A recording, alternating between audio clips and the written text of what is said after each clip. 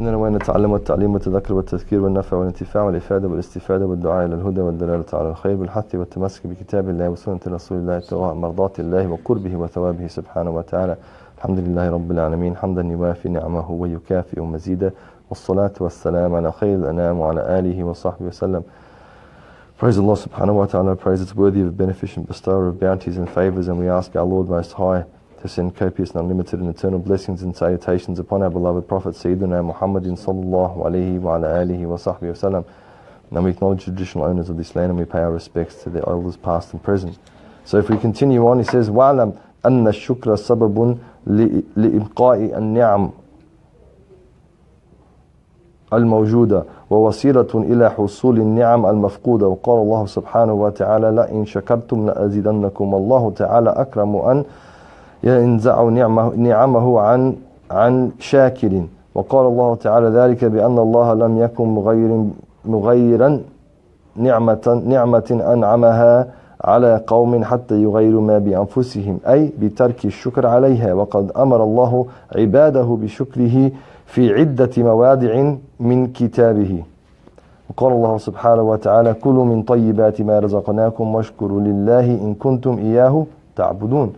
وقال تعالى كلوا من رزق ربكم واشكروا له. وقال عليه الصلاة والسلام ليتخذ أحدكم لسانا ذاكرا وقلبا شاكرا. وقال عليه الصلاة والسلام الإيمان نصفين، نصف صبر ونصف شكر.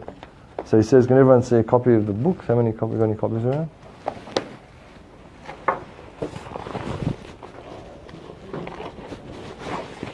Didn't we have heaps of books before? Yeah. You know, so try and share with someone if you haven't got a copy. Share with.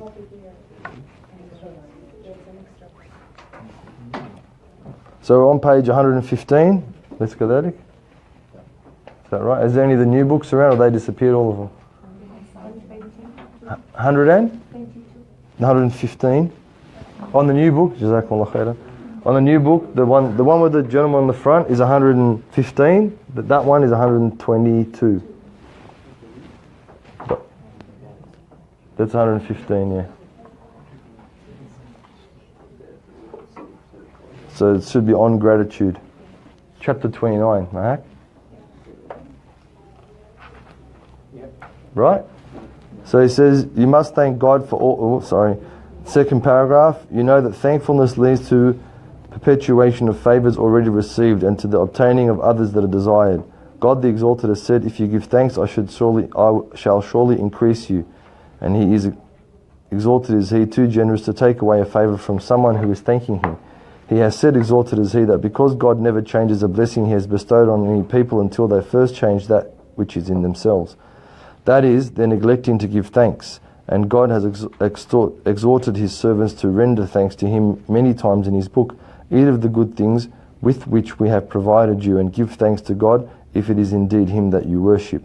Eat of the provision of your Lord and give thanks to him. And the Prophet ﷺ has said, let each of you have an invoking tongue and a thankful heart. And faith has two halves.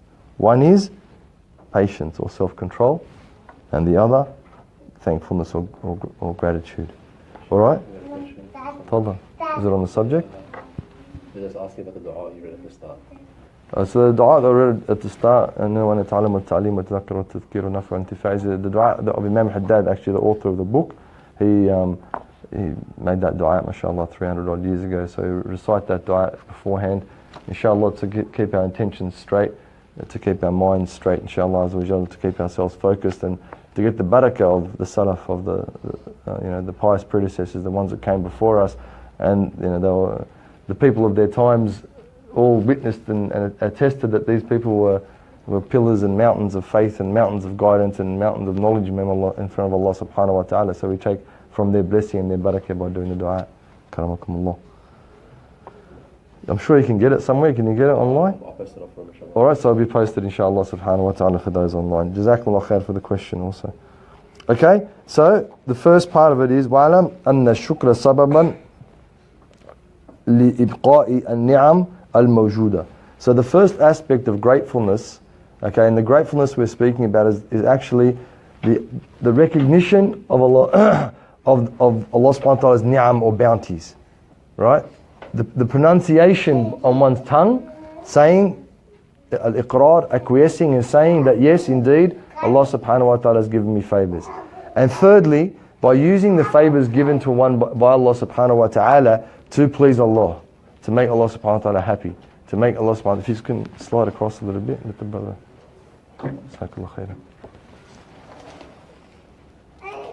So they're the three aspects of gratitude, of shukr, that we've got to keep in mind. The recognition, the vocalization, and the application in one's life, using whatever bounties Allah subhanahu wa ta'ala has given.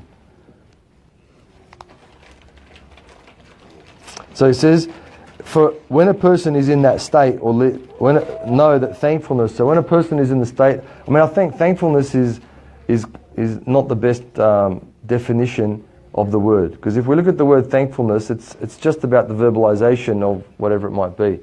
But if you're grateful to someone, I'm grateful. In a sense, you're indebted to that person. So if someone's done you a favor or helped you out throughout your life, if you're thankful to that person, you said thanks and you've moved on. But if you're grateful to that person, you feel indebted to that person. That anytime you see him, anytime someone mentions him, anytime that you come across that person, then you're saying, oh, that person's like this and they did this for me and they did that for me. And should that person be in need at any time, or you hear that they're in need, that your natural instinct and reaction would be to go and assist them in whatever capacity you could.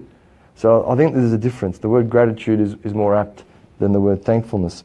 And it leads to perpetuation of favours already received. So if a person is given something by Allah subhanahu wa ta'ala, and Allah, there's a hadith Qudsi, that says Allah loves to see the favour or the bounty that He's given His servant.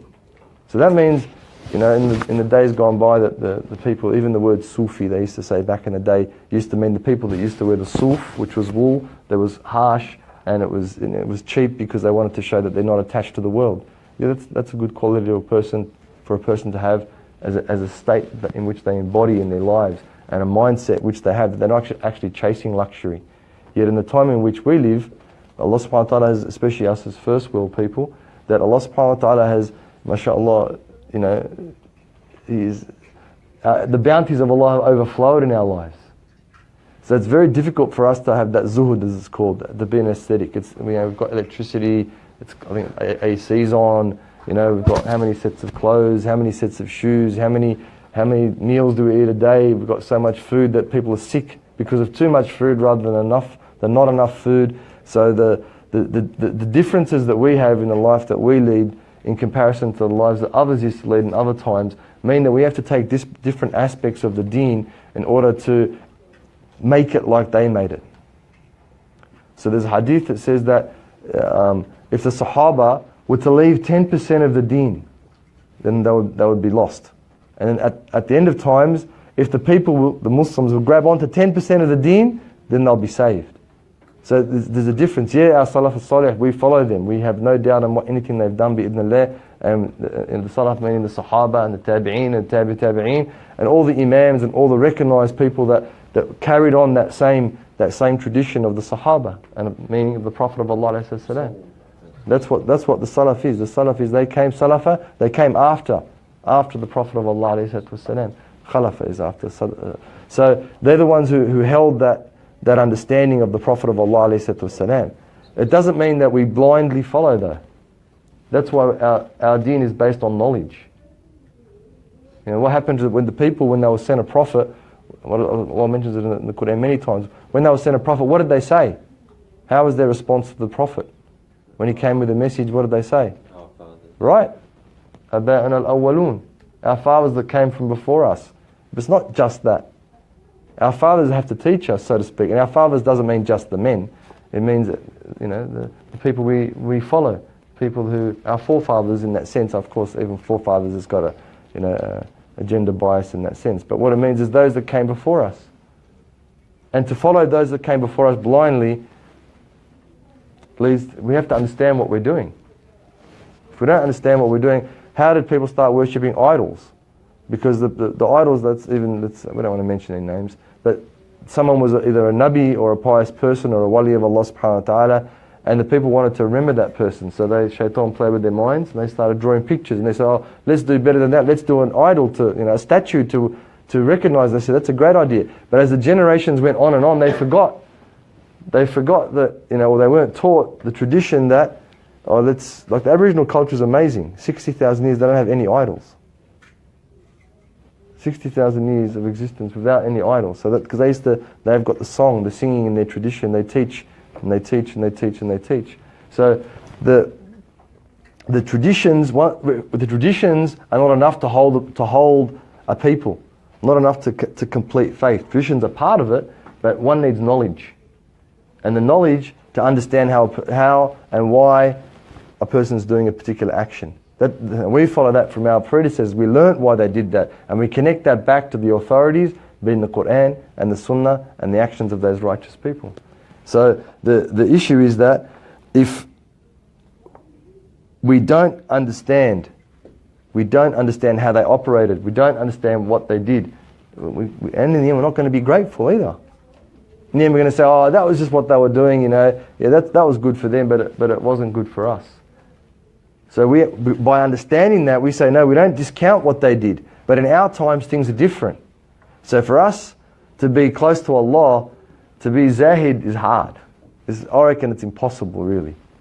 I think it's, except for a very select or elect few, to renounce this world. I mean, that means you can't drive a car. It means you can't, or if you drive a car, it's going to be bomby, it's going to break down, it's not going to take you, and that's against the Sunnah anyway, because the Prophet said that whoever's got a strong horse, being a car or whatever. So it's a tough go. So the opposite, or the way for us to succeed in that regard, with all the bounties that we have, is to be grateful.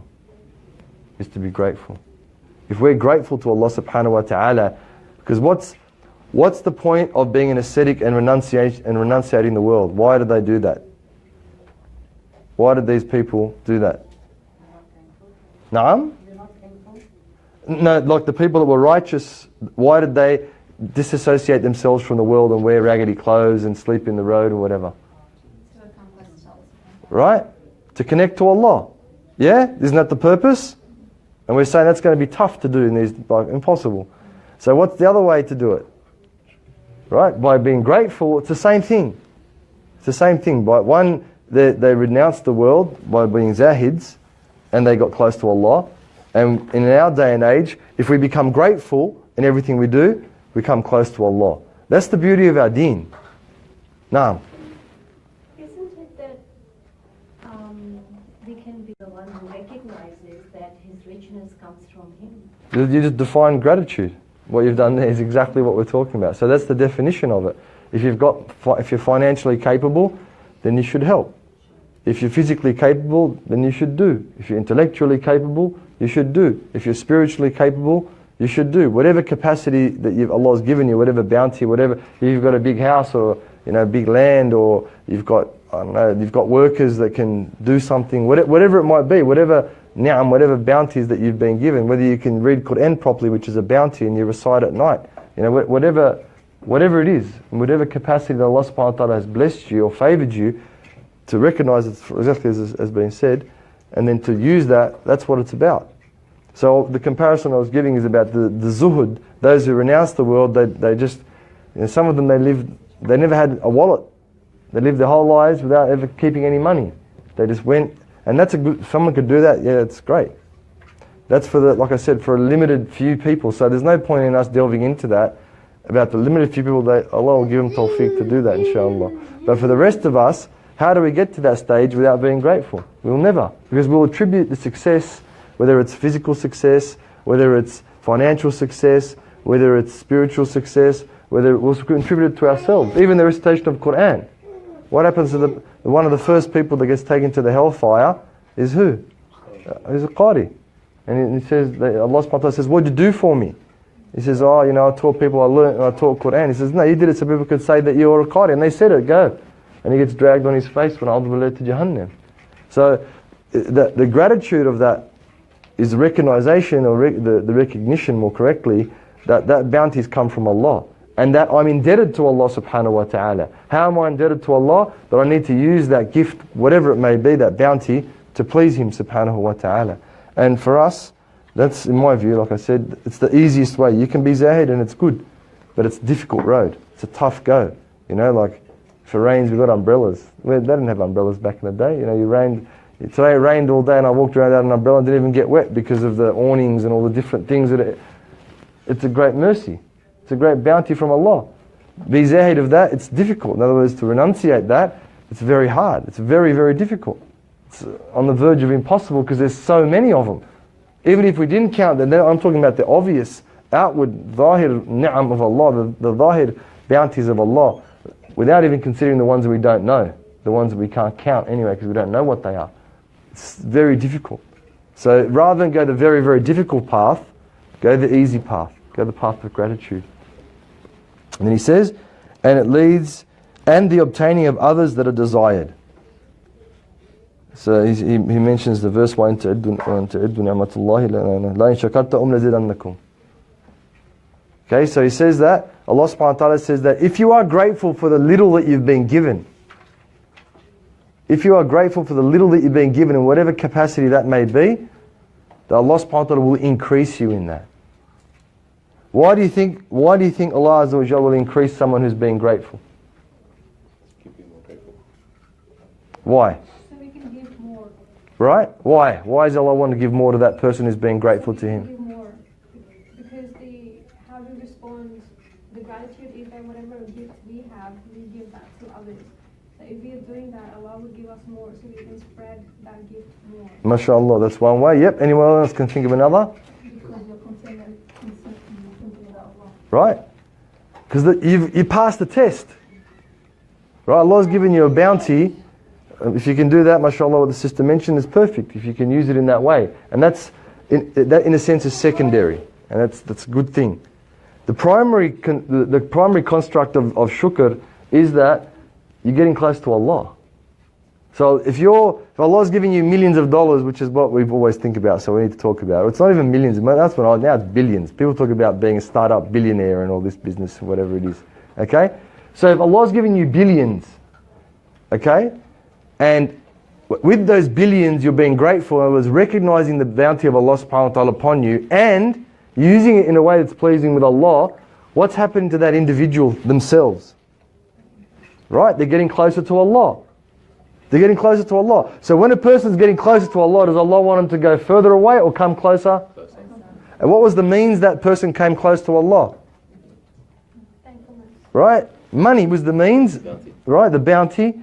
The bounty was the means. Right? That was the actual thing itself, the sabab. So if that person came to Allah, the sabab was coming to Allah through money. Is Allah going to and they came to Allah, is Allah going to give them more? Yeah. Right? Some people are not thinking about it. No, yes. No. I say what you're saying, but if, just for example, that Allah subhanahu wa ta'ala gives that person money and they become closer to Allah subhanahu wa ta'ala, would that person want more money? It's not about whether they want or they don't want. It's just them getting right? It's about the gratitude that they've got, which is a good question. Okay? So what they want is they want nearness to Allah, because you're only going to go to what you want, what you really, really, really want. What you need is just to survive, like air, water, food, whatever. Remember, we've been like focusing on that the last while. Okay? So the thing that's going to drive you are your wants in the first world we live in. Our needs, they only drive you for survival. But our wants drive you to that next level, the wants that we have. So if that person wants more money, they're not going to be able to give gratitude, because what's their focus going to be? Right? But if the person wants Allah and they're grateful to Allah for the money they've been given, what do they want? Allah. Right? So Allah's going to keep giving them. Allah's going to keep giving them. And they're going to keep, inshallah Azza wa Jal, increasing.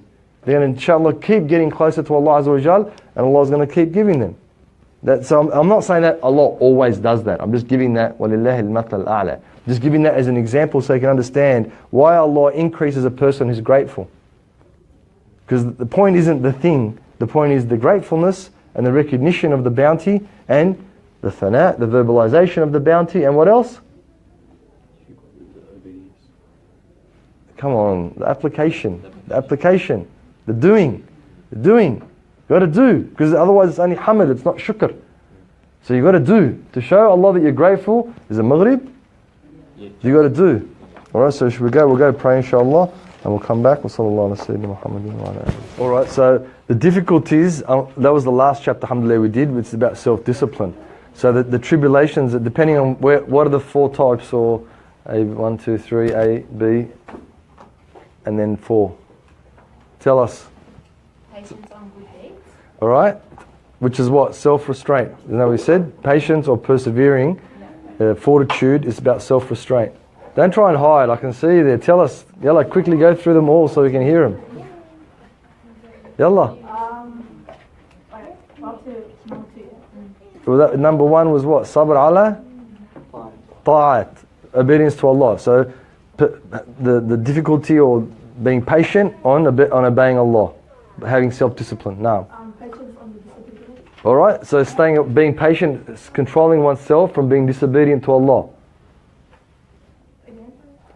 3A. Patience on the unpleasant. Okay, so things that happen to us that we don't like, that we are out of human being control, too much rain, not enough rain, sickness, death, whatever. Patience on the people that are harming you. Right, so patience that come from human beings. Alright, that's what the Prophet used to suffer, alayhi salatu wasalam, and that's why he's ala khuluqin azim. So that's the third type. The bala is these things. When we maintain self-control and don't fly off into rages or get depressed or anxious or whatever, that's when we've passed that. And the last one, Patience on desire. right, which is the hardest one, to have self-control over one's desires. So that's the whole last, is it on somewhere, can you watch it somewhere or something if you want to watch it? It's on the Facebook page. Facebook page, so you can watch it on the Facebook page. It went for a couple of weeks, did it? Yeah. No? We have it by chapter 28. By chapter, okay. So it's easy to follow if you want to watch it. So they're reconciled by, they're the difficulties in a sense, and these are the pleasures in a sense.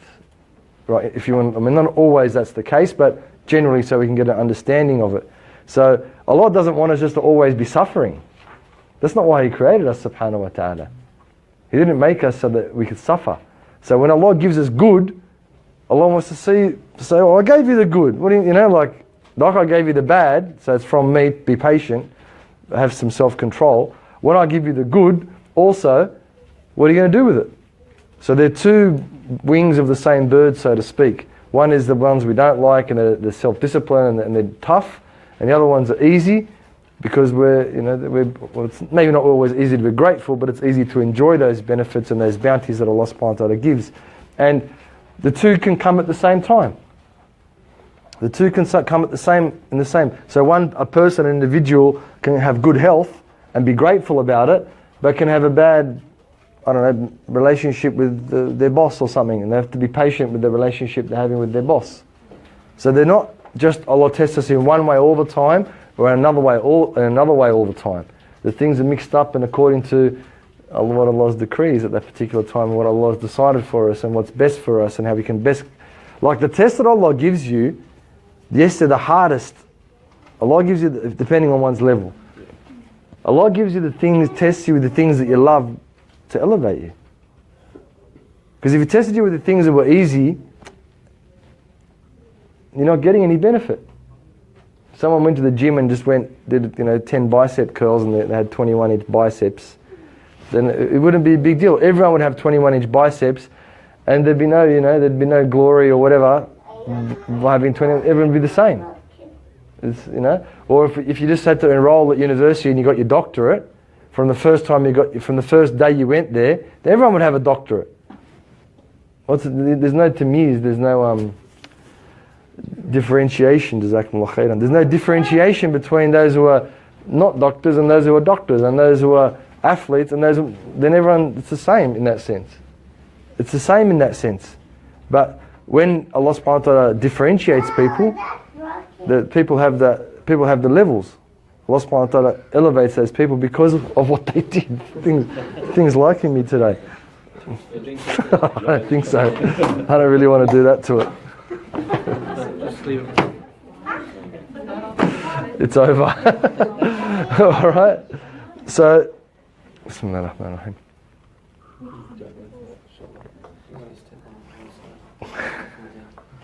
All right. So the way in which we lead our lives is determined by basically they're the two things, and the Shaykh, the Imam will talk about it in reference to what the Prophet of Allah ﷺ said. So they're good questions, mashallah.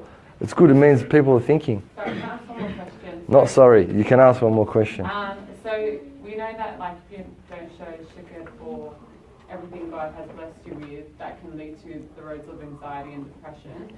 Does Allah subhanahu wa ta'ala ever test someone through anxiety and depression? Definitely. Okay. Definitely. So It's not always a result of not being grateful, or is there always that element in the mix? Allah's tests, what they're for and what they're not for, are relative to the individual. It's subjective. So there are some tests that come across a whole people, like us as a ummah. Allah tested us with the khilafah and the different things that there's no application of our law as there has been for 1300 odd years. So that's a test for all of us, generally speaking. And that's going to happen. It's written. The Prophet talked about it. Talked about the different fitan that's going to occur.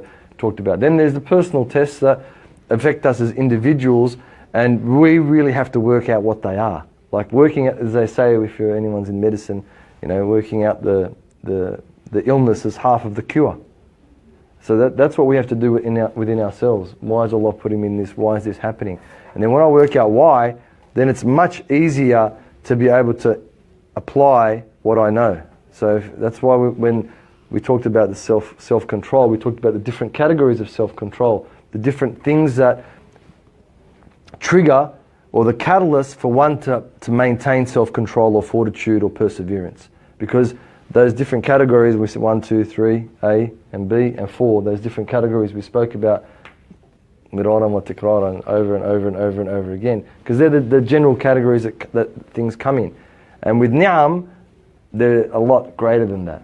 The ni'am come in the ones, like we said, that we don't know, the ones that are microscopic or even chemical or whatever. They're even more khafi, they're even more harder for us or more difficult for us to differentiate. And for the ones that we see every day, when we look in the mirror, there's a dua we should recite.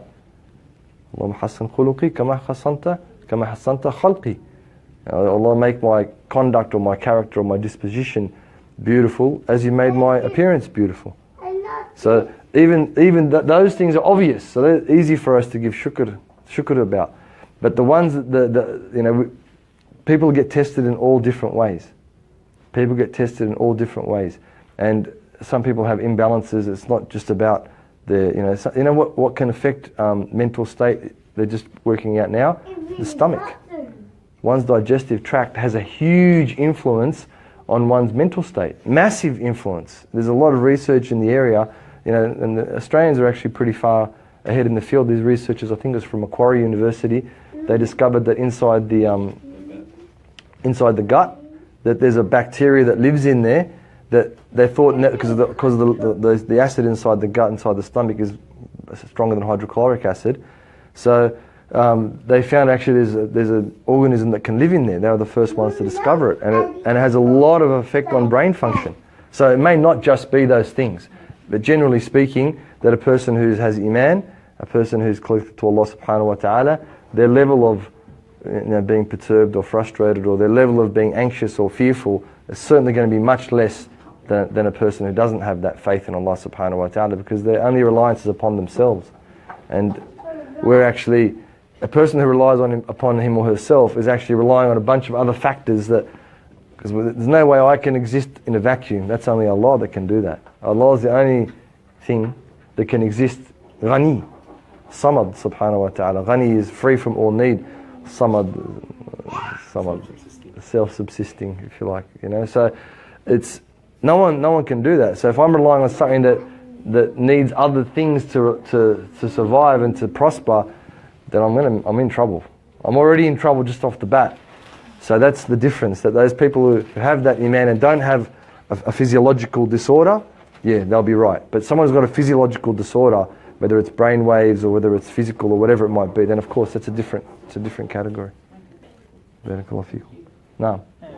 To show gratitude, does there always have to be a physical act involved, like giving to charity or doing 2 rakat salah? Definitely.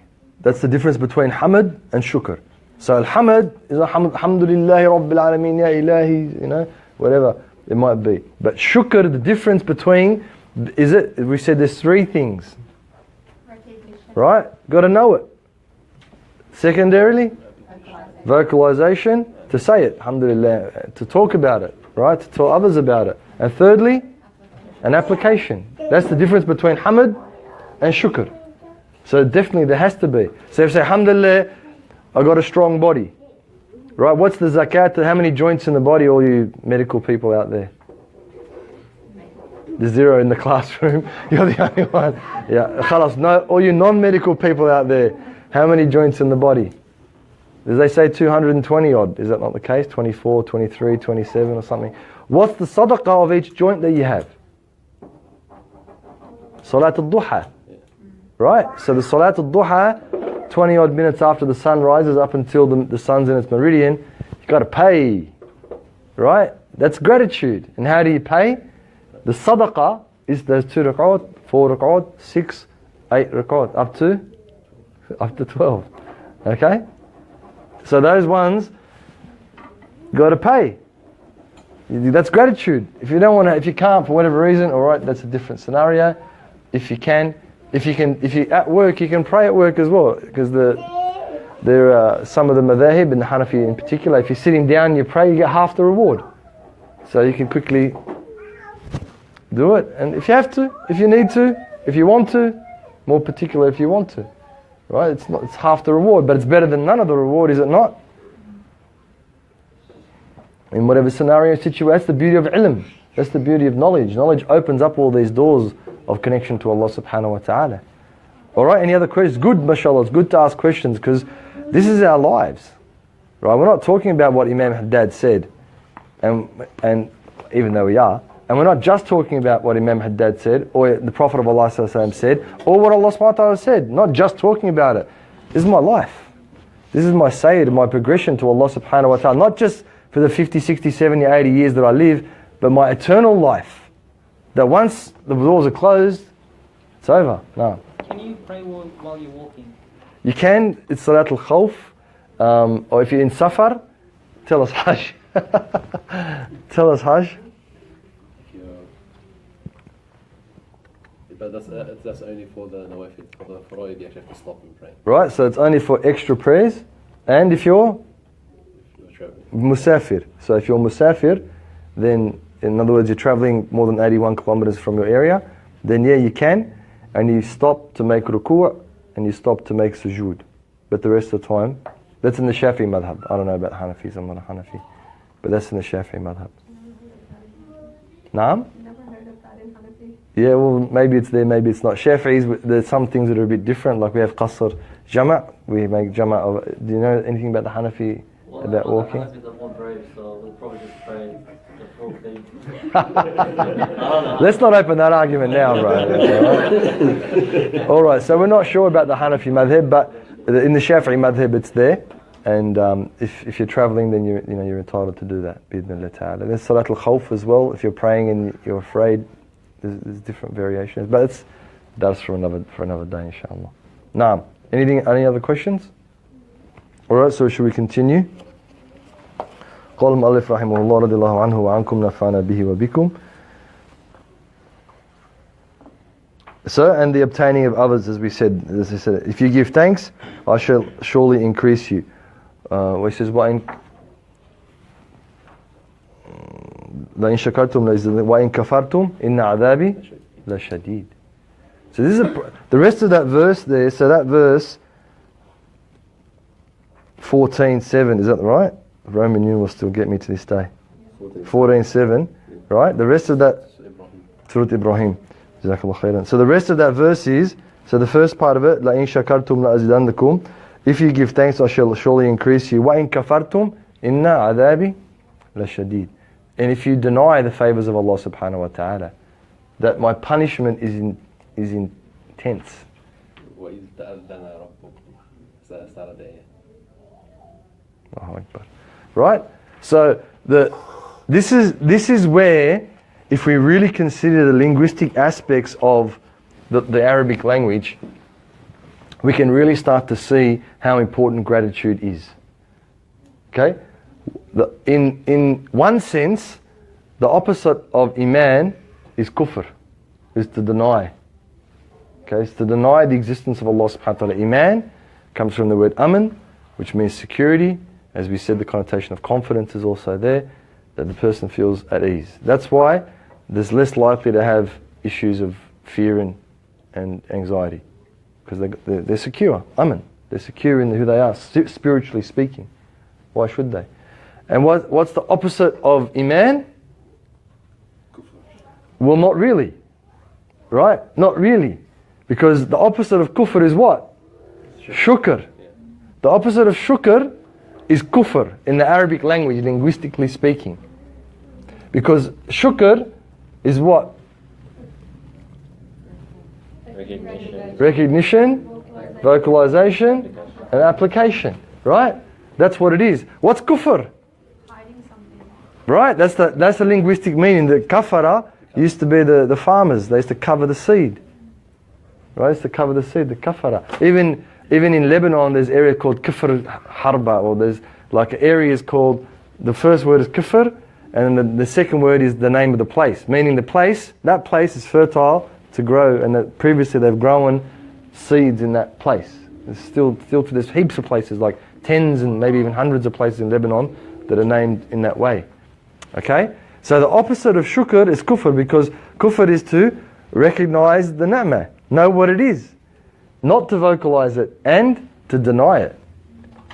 So in reality, that's why it says, وَإِن كَفَرْتُمْ إِنَّ عَذَابِي لَشَدِيدٌ. If you deny the bounties, the favors of Allah, firstly the existence of Allah subhanahu wa ta'ala, then that person is saving up or going to become the victim from Allah as a result of a grievous chastisement when a'udhu billah subhanahu wa ta'ala. And that's where the beginning of kufr starts, is ingratitude. Nah. So they recognize it, but they deny it. Of course. Because there's a difference between a disbeliever and a non-believer. A disbeliever, the word says it, they dis the belief. They know that Allah exists and they deny it. But a non-believer or an unbeliever is someone that doesn't know. They've never come to the realization that Allah exists. They've never come to that realization. But they just don't know. I'll come to you. They just don't know. And so they're either working it out or they're not working it out. But they haven't received the message as it is, and they haven't come to the realization. No one can know that, by the way. No, like, you can't know that. You can't know if someone is a disbeliever or a non-believer unless you really unless they tell you, for example, I know that Allah exists and I'm going to deny Allah. That's why we don't get into that. This takfir and killing the infidels. It's that rubbish. It's not part of our deen. That's deviancy. We don't have that in our deen. Our job isn't to kill people. Where is it that we're allowed to say that someone's a kafir? Who are we allowed to say is a kafir? Tell me those couple of people that we're allowed to say guaranteed they're kafirs. Fir'aun, Namrud, Abu Lahab, Abu Jahl. There's only a few of them. The rest of them, not our business, it's Allah's business. It's not, we don't care. Like what difference does it make to me? The kafir, they died, they didn't die. And what's the la'na going to do if I damn someone or curse someone to hell? What's it going to do for me? We don't have that. So we don't know who's kafir and who's not kafir. That's not something that we know. We don't know who's a disbeliever and a non-believer. But what I'm getting to is that ingratitude is the door to open kufr. That's the door. Even that shaitan's not a kafir, but he's the ultimate example. That's what happened to him. He was ungrateful or ingrateful, more correctly, to Allah.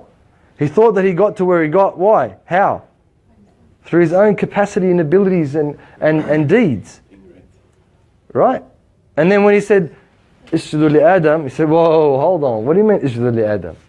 The thing is that Allah is so merciful that He actually told the angels and told Iblis years and years and years, I'm going to create someone. And when I blow the soul into him, then وَقَعُ لَهُ سَاجِدِينَ. So he was thinking about it. Like I was playing with his mind. It wasn't like it was just an instant. Or that's how generous Allah subhanahu wa ta'ala is. That's how generous He is subhanahu wa ta'ala. He didn't just make Adam, that's it, Adam's 40 years Adam was in Jannah as clay, as just like a statue. And the shaitan, the Azazil, was going in and out and in and out and in and out. 40 years. 40 years trying to work out why. Why? The whole thing he was trying to work out is why should I prostrate to him? Why? What's so good about him that I should prostrate? And he only looked at the what? Physical. He said, أنا خير منه خلقتني من نار وخلقته من طين. That's what he looked at. So the physical, it's a deficiency. The physical is deficient. We've got to constantly eat it. If we don't shower for a day, what happens? You don't brush your teeth for a day, don't cut your nails for a month, start to look nasty. It's deficient. The human body it's not made to fulfill the desires of the soul. Whereas the soul is from Allah. I mean, the body's from Allah too. But it's created with the sabib. It's created with dirt and water. But the soul, Amr Rabbi. Don't know, just order from Allah. وَمَا أُتِيتُم مِّنَ الْعِلْمِ إِلَّا قَلِيلًا. We're only given a little bit of knowledge. You only give him a little bit. So that's the difference. So he didn't look at the reality of things. He looked at the physical, not rather than the metaphysical. And that's what we're in this culture and this society we live in. So, materialistic and capitalistic society. That's what we're looking at. And again, look at it as much as you want. It's limited. It's deficient. Both limited and deficient. So that's what happened to him. He was playing in his head. He couldn't see that Allah's given him a ruh. وَعَلَّمَ اللَّهُ آدَمَ أَسْمَاءَ كُلَّهَا. Allah subhanahu wa ta'ala taught Adam all the names of all things. Whereas he didn't have all those things. The other angels didn't have all those things. This is the difference. What the ulama say is those two things, the soul and the knowledge that Adam alayhi salam was given. That's what differentiates, not the physical aspects, not the H2O that was in him, which is better than water anyway. And not, better than fire, excuse me, anyway. And not the dirt, which gives life, whereas fire is destructive. So actually he was even wrong about the physical aspects of it. Adam is better than him physically. And even if you want to talk about the destructive aspect, fire is fire. But what's more powerful than fire? H split. H split. What is the H split? If you split the atom and the H, what does it become? Nuclear. Right? It becomes nuclear. So even if we look at it, that's what the ulama of this day and age is saying, that even in terms of destruction, that's how wrong shaitan was, Azazil. Even if we looked at the destruction, fire is bad, no doubt, but an atomic reaction, it's devastating. And for thousands and thousands, whatever, how long it goes for. However, there's ikhtilaf amongst those scholars after Chernobyl and all these things. Still, he didn't even look at the angels who were even more perfect than him and realized they still sajda to Adam. Couldn't see it. He was that blinded. He was possessed by himself. So, that's the importance of shukr. Without shukr, it leads to kufr. Now, he's not kafir because he swears by Allah subhanahu wa ta'ala. We're just giving that as an example. But, he's pretty close to it. In terms of his belief, he's not. But in terms of his actions, he's a regime. He's rejected and Allah kicked him out and he's the worst of the worst. So we're giving that as an example to realize that without shukr, that's for a human being, it's going to go to kufr. Denying the bounties of Allah. Not in terms of a person renouncing their faith. That's a different thing. So those things go hand in hand for us to realize that the more shukr we make, the less kufr we're going to make. The less we're going to be denying Allah subhanahu wa ta'ala's bounties. Because if we do that, then the punishment of Allah is intense. Subhanahu wa ta'ala. Said, and the question that you asked, yep. Is there an Arabic word for non-believer? Kafir, yeah. That's it. That's the Arabic. They say mulhid as well. There's another word which is mulhid, which means like agnostic, but it doesn't really mean, someone who's a non-believer. Because they don't use that word. The word kufr. I mean, look, what happened to us in Dar al-Kufr and Dar al-Harb? We were the dominant culture. It's a geopolitical term. Like now we see, we're against all these people that are going on and doing whatever. I don't like to talk about politics on a day like today, but we're always upset about what's going on. But the dominant culture gets to make those decisions. Like Palestine and Jerusalem, we're whinging. Why are we whinging? Seriously, why are we whinging? I didn't want to bring it up, but it's brought up. Why? Like, good luck to them. They're stronger than us militarily. They're stronger than us educationally. They're more united, even though we know they're not united, because Allah told us, but they're more united on the outside than us. And where's our people? Where's the king of this country and the president of this country, so-called? Where are they? Where are they barking up? And they're the ones who have facilitated this thing. So why are we upset with them? Why are we upset with them? They told us in the Balfour and the Pico-Sykes agreement, they told us what they're going to do. They didn't hide it, and they've been breaching United Nations edicts, or whatever you want to call them, they're not really laws, for years and years and years, and what have we done about it? Nothing. So don't get upset about what anyone else does. Don't go and cry about what anyone else does. Cry about what we're doing. Cry about our own connection to the place. And it's been foretold by the Prophet of Allah anyway. All these things are, he told us about these things. So the thing for us is that if we're not grateful for what we have, then we're going to lose what we have, and we're not going to be able to get what we don't have. And for us in the first world, like those things are important. What's happening in Palestine is important. What's happening in Jerusalem, it's sad and it's heartbreaking, and there's no words to describe the huzn, the mourning and the sorrow that we feel over that. But that should not stop us from being grateful for the other things that Allah subhanahu wa ta'ala has given us. That should not stop us from calling our brothers and sisters, our neighbours, our friends, our relatives. Like, as upset we are about that, and there's 24 million people here in this country that don't know about Islam, or they hate Islam because of what they see in the media or politics or whatever. And they're our neighbours and our friends and our people we love. People that have helped us throughout our lives. People we should be grateful for towards them. And what are we doing to alleviate and change their situation? What is it that, so it's not that we're just so mournful and sorrowful about what happened there, which we should be. That doesn't stop us from doing that. That doesn't stop us from fulfilling our vocation with Allah Azza wa Jalla and the Prophet of Allah. It doesn't stop us from fulfilling our mission. We've got a mission here. We're not here to muck around. We're not here to drink chai latte with caramel flavour and cupcakes and whatever else, and chocolate mousse and whatever else. Yeah, we may do that from time to time, but that's not our purpose in this country. And yeah, our parents came, or whatever, whoever came from wherever, from Muslim lands or whatever, to live. We're living now. Now what? All right, we've done that. Great. Alhamdulillah, we've got houses and cars and we're not being persecuted. And now what? What's stage 2, 3, 4, 5, 6, 7, 8, 9, etc., etc., etc.? To cry about Palestine, we should cry about Palestine, but we shouldn't get into the state where we become so despondent that we're not able to do anything. That's what we're being told. Why are you being told that for? Yeah, cry. Yeah, get upset. If you can do something politically, great, do it. But don't stop your mission. Don't stop your mission because my brother's a bad person, or my mother's a bad person, or my father's a bad person. Doesn't mean I have to be a bad person. No one's going to come along and throw handcuffs on me and put me in jail. Oh, your relative stole, your mother, father, brother, sister, son, daughter stole $100,000, you're going to jail. It doesn't happen. I'm not responsible for their actions. I don't carry the sins of others unless I agree with those sins. Then with Allah, I will. I'll be a partner to those sins.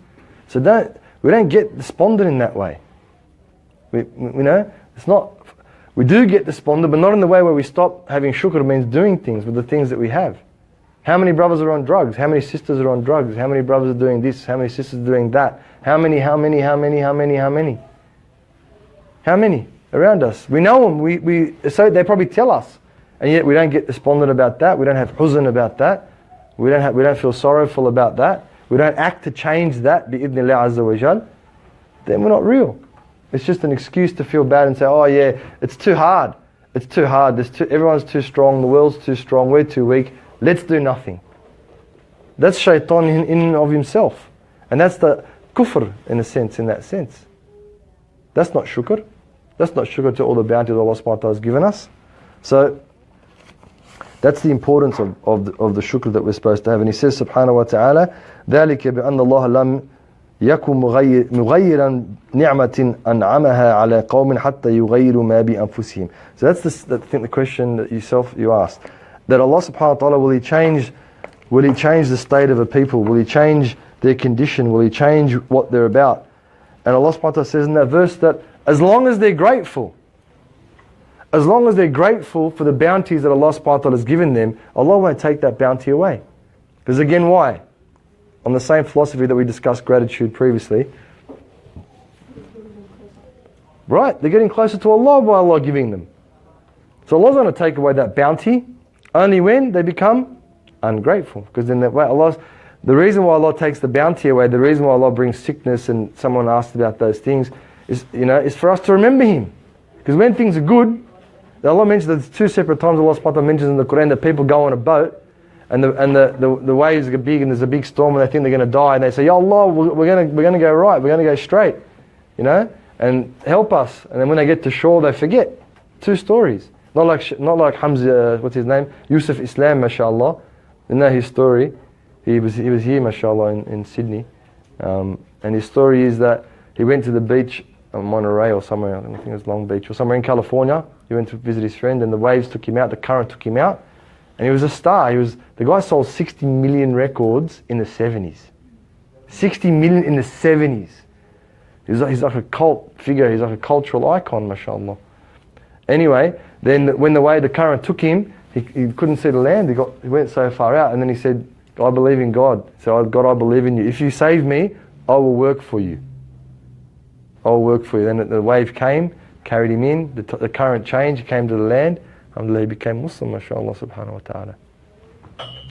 But he's grateful, kept on his mission, left everything, 30 years, at the height of his career, he left everything, mashallah alayh. And then for 30 years he didn't sing, now he's singing and acting. What's he doing it for? Gratitude. Showing that Allah, you gave me this thing, I'm still working for you. It's trying to call people to Allah subhanahu wa ta'ala. Non-Muslims generally to Allah azza wa jal. People that love Him and that revered Him and considered Him to speak on their behalf because of His songs and His music. Alhamdulillah, He's using it for the sake of Allah. So the other people, when there's two times Allah mentions it in the Qur'an. They go in the boat, Allah, they start to fear that they're going to drown. They say, Allah, we're going to do good, we're going to be righteous when we get back to land. They get back to land, they're alright for a little while, and they forget when Allah. So Allah changes their state, so why? They can remember. They can remember, because that's the nature of human beings. We easily forget things. Especially the bounties of Allah Azza wa Jal. That's why whinging, complaining, nagging, all these things really should not be in our vocabulary. وَأَمَّا بِنِعْمَةِ رَبِّكَ فَحَدِّثْ. Like we have this thing, in other words, verily speak about the bounties of your Lord. In other words, the things that be grateful, in other words, speak about the bounties that Allah subhanahu wa ta'ala has given you. So when someone starts whinging, oh, I don't like this, and then now we're even alhamdulillah, we're starting to wake up to it. Someone was complaining about something the other day, and then they go, oh, that's just a first world problem. Alhamdulillah, that's a first world problem. Alhamdulillah, we're realizing that we've got first world problems. That's the beginning of the antidote for us to overcome those difficulties in terms of the luxury. That's what's killing us. The luxury is what's killing us. The luxury is making us forget Allah. We can't stand anything anymore. Any tiny little thing that doesn't accord to our own whims and fancies, it's an uproar. People are punching on the streets, like road rage over someone's car going in front of someone else's car. It's like the days of the Arabs, is it not? What did they used to fight over? When one's camel drank at the well before, in the days of Jahiliyyah, they used to fight wars because one's camel, one of the tribe's camel, drank before the other tribe's camel, and it was against the etiquette. That's al-Aws wal-Khazraj, the Ansar. The Ansar, that's what they were doing. That's the 1,000-year war, like every time back and forward, back and forward, back and forward, back and forward, who's camel, that's what they used to fight over. And that's what we're fighting, first world problems. We've got these problems. So, alhamdulillah Rabbil Alameen, if we keep gratitude first and foremost in our minds, in our hearts, in our beings, on our tongues, and we talk about it. So that doesn't mean we can't, it depends who you talk to about what Allah's given you, but it doesn't mean we shouldn't, alhamdulillah my hand works. Have you ever heard anyone say that? Alhamdulillah I can hear, alhamdulillah I can see. Like the classic saying goes, I used to complain I had no shoes until I saw a man with no feet. Those types of things, The more we keep those at the forefront of our minds, and we keep our hearts busy with that, closer we'll be to Allah, because Allah will always be in our minds and our remembrance, inshallah. I was going to ask the same thing, that what does he mean to talk about the bounties of Allah, because it might seem like you're being boastful about what you've got. So by saying that alhamdulillah, Allah has given me that thing, and it's not just that we're constantly yapping and chattering, inanely, so to speak, without purpose. It's when there's an occasion occurs, when something happens. And it doesn't necessarily have to be about us specifically. It can be generally about the people. It can be, alhamdulillah, about the food that Allah has given us. Alhamdulillah, again, we can see, depending on the circumstance. So it shouldn't be something that's just inane, that everywhere we go, we're talking about ourselves. Because in the end, and the Imam will talk about that in the rest of the chapter, inshallah ta'ala, in the end it can turn against us.